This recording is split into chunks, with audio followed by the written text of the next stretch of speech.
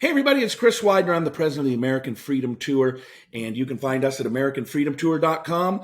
We are developing this show, the American Freedom Tour Show, and it has been so exciting to see all the different people that we've had on as guests, brilliant people. Today is no different. We have a longtime friend of mine who has been involved in politics for a very long time. He's going to kind of give you the overview, but he's worked at the White House. He's worked for the Republican National Committee. He's worked at Microsoft. He's been an entrepreneur. He at one point ran all of the digital strategy for the Republican Party, but I'm going to let him tell you a little bit more about himself. He is one of the smartest guys I've ever met. And the really great thing about how smart he is, he's also one of the best good guys you've ever met. My friend, Cyrus Krohn. Cyrus, thanks for joining us on the American Freedom Show. Geez, Chris, thank you so much for that kind introduction. We should probably let the audience know that I did not pay you to say any of those nice things about me. Not a nickel. Not a nickel. I'll Give us the overview. I love your story. Tell people how you got into politics and sort of how you got to where you are now. Give us the 1 minute, 2 minute overview of how you got here, because it truly is one of the craziest stories ever. Well, I really owe it all to my father because he's my hero and I look up to him, and he's career military, dropped out of law school to go fight in Vietnam, and then spent his career bouncing around different Army bases. But we spent the better part of our career in Northern Virginia, where he was stationed in the Pentagon. And, he wrote speeches for President Reagan and grew up in a very conservative household. But what he would do, and really what helped me become who I am today, was he'd come home from work and he'd turn on the nightly news. It was usually NBC with Tom Brokaw. That was, his favorite. And then we would turn off the newscast and we would debate what was going on, in the world that day. And I took a real interest in geopolitical affairs and government and politics, and had an opportunity to intern for Dan Quayle when he was vice president for Bush 43, and got involved in that presidential campaign cycle. And one day my boss asked me if I would lay this cable from one end of the old executive office building to the other. And I was like, well, what's this for? And he said, we're going to connect all the computers and they're going to talk to each other and we're going to be able to email each other. And I mean, I didn't know what ISDN line was, but, years later, there was a fire on the second floor of the old executive office building. And I was like, oh no, that wiring finally, caught up with me. But I went from I went from the old executive office building where I was supporting, Bush Quayle, to CNN, and was a junior level employee working on Crossfire. And that was a great experience because I got to spend my day researching for Bob Novak and Pat Buchanan. And then Michael Kinsley, who was the co-host on the left, he brought me out to Seattle with him to start working at Microsoft. And then Microsoft asked me to help develop. Did you also work with Tucker over at CNN? Worked at Tucker Carlson. He was on Crossfire Weekend because we started a Crossfire Saturday show. In fact, Tucker and I are still friends. I was on his show on Fox a few months ago talking about, that's a whole other subject. But you introduced me to Tucker. Yeah, you're the one who introduced me to Tucker. I helped Tucker start the Daily Caller way back when. So we had some fun with that. So you ended up at Microsoft. What did you do at Microsoft, and how did you find yourself back into politics? Well, it started the belief at the time was that there was this idea that the internet was going to change how people consumed information. And at the time, everybody was still reading newspapers and watching television. And we were creating a series of media properties to prove that the economics of print publishing were flawed. And look at the mess that started. But one day I got asked if I would help create Microsoft's political advertising guidelines because politicians wanted to advertise on the internet. But there were no laws on the books. In fact, you could argue there still aren't about the rules and regulations around advertising online. So I worked with Microsoft's attorneys, and basically what we did was mimicked political advertising policies on television, equal time, lowest unit rate. Everybody gets, the same access to the same inventory. Then about 10 years after that, we started Microsoft's online video platform. This was before YouTube existed. And the idea was that one day people were going to start watching television on the internet. It's where all this gray hair comes from. What of it I have left. Then went down to. Folks, you got to understand, when you're listening to Cyrus, you're talking to somebody who was at the key, the beginnings. He skipped over the part where he started Slate magazine online. Well, that was part of he's been involved in so many of these things. That was part of the, we wanted to recreate Time or Newsweek magazine, but do it in a purely digital way. And so, we started Slate.com, sold that to the Washington Post years later. I didn't want to move back to Washington, D.C. It said I'd never go back to D.C. And then 2 years later, the Republican National Committee called me up and said, hey, do you want to leave the West Coast and come back? And all roads lead back to the Beltway is what my father always told me. So then I went down to Yahoo and got involved with building out their digital media efforts, and kind of got the same phone call. The head of the CEO of Yahoo said, we need somebody that understands how the internet and politics are converging, because I want to have every presidential candidate come onto Yahoo and talk to our audience of hundreds of millions of, readers. And so we got, we had Mitt Romney participate with this thing called Jump Cut, where people would upload raw video and create their own commercials, and anybody could create a political commercial. And Hillary Clinton came on Yahoo Answers. And so I was working with all the different presidential candidates, but I never liked the Clintons at all. And when Hillary, you're in good company. When Hillary decided to run, I got a call, like I said, from the Republican National Committee saying, do you want to come out and help the Republican Party defeat Hillary Clinton? I was living 12 blocks from the ocean. You're talking about 2007, not 2016. You're talking about 2007 when she ran against Obama, not against Trump. Right. Correct. And, I thought that we'd be campaigning against Hillary. And so I was living 12 blocks from the ocean in Santa Monica, working for Yahoo. Life was great. I would cruise down and check out the palm trees and stuff. And, but the opportunity to compete against Hillary Clinton was just too much to pass up. So packed up the family, all our belongings, relocated to the swamp.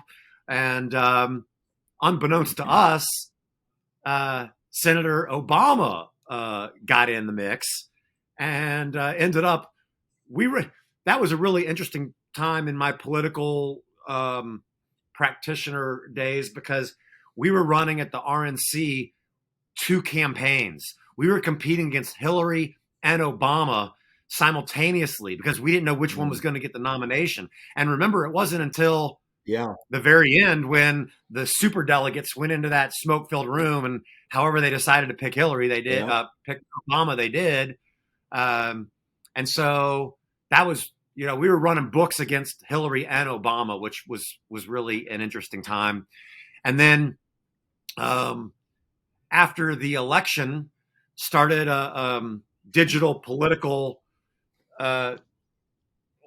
startup, and did some work helping reelect Mitch McConnell against, I think it was Allison Grimes at the time. But then Microsoft lured me back to Seattle. So I left DC, I don't know, about a year and a half after the campaign. And then, back to. And this is where it gets kind of really funny with Cyrus and I, because Cyrus called me up. He didn't know who I was, and I'd started a big online Facebook thing for Republicans. And he called me up and he said, hey, how does a guy like you have more people on your Facebook page than the Republican National Committee? So I told him, and I said, I live in Issaquah, Washington. He said, holy cow, I'm moving to Issaquah next month. And the irony is, the guy who took over the job for Cyrus is a guy named Todd Herman. Todd Herman then left the Republican National Committee, and Cyrus and Todd started a digital agency. And then after that was over, Todd and I started doing radio together. And then Todd ends up subbing for Rush Limbaugh before he passed away, and has been wildly successful in radio. But it's all kind of funny how it all works together, and the old friends come back and forth and do those kinds of things. And one of the reasons I wanted you to tell your story is because of what we want to talk about. We want to talk about politics and digital issues, right? And you wrote a book called Bombarded, came out last year. Tell us a little bit, and tell us the subtitle of Bombarded, and then why you wrote it and what the premise of the book is.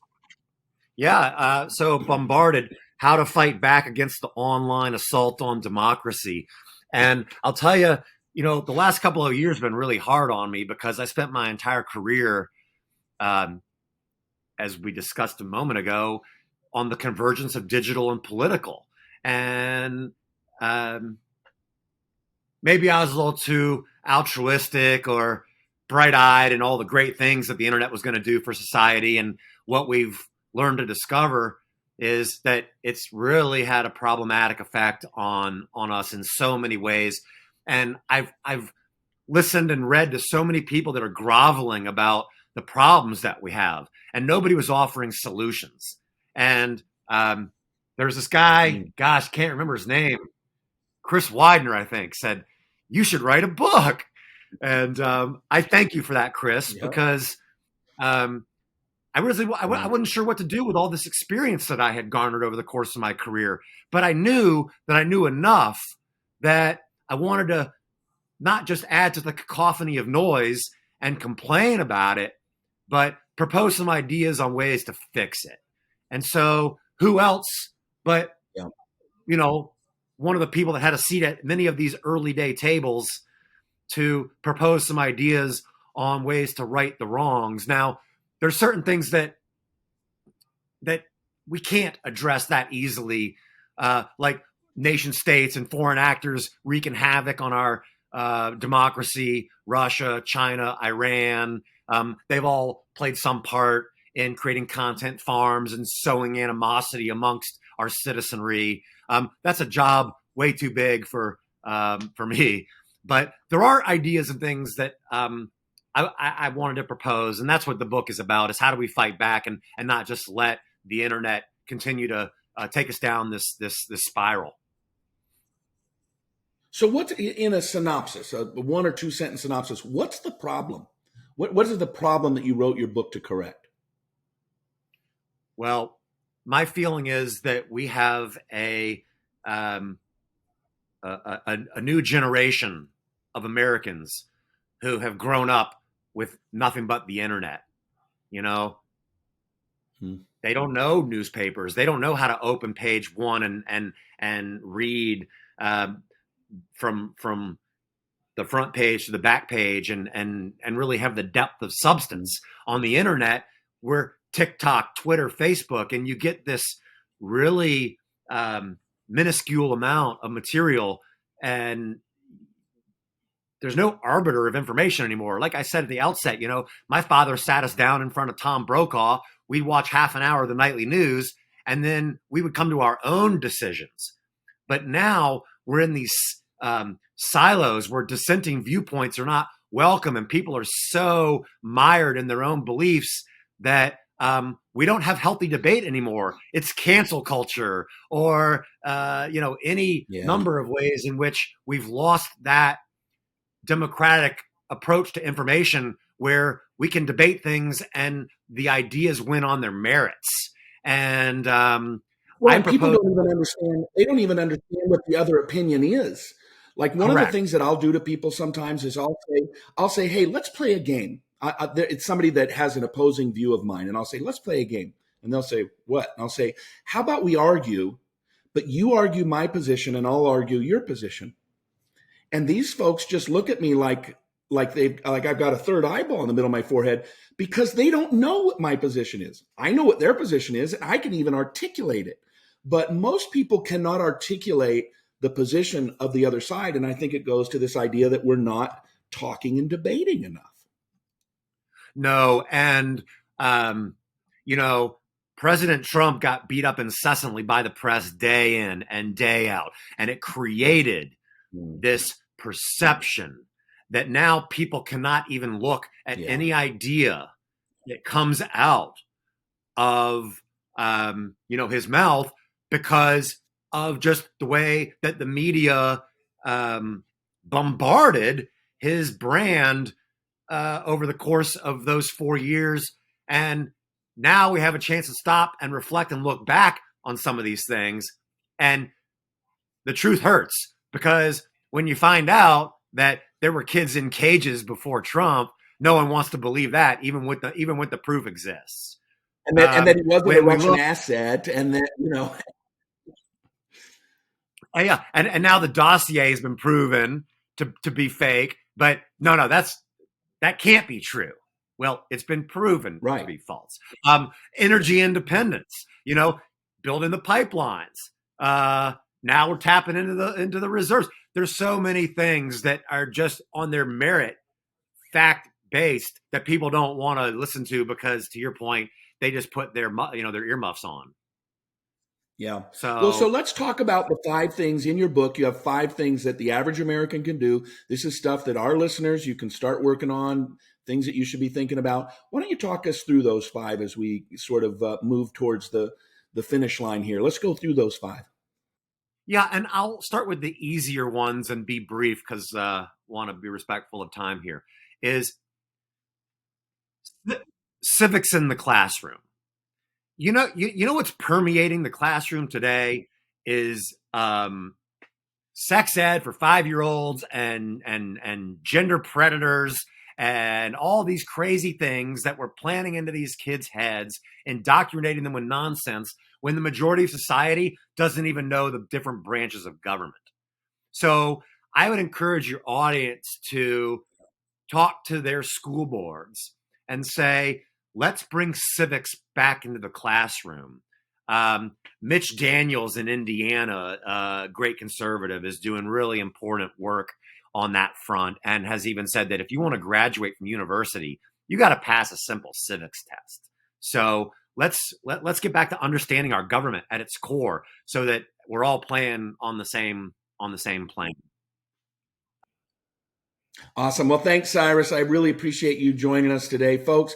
Be sure to hit the likes, the subscribes, the hearts, the stars, whatever it is that your platform. Be sure to refer this to people.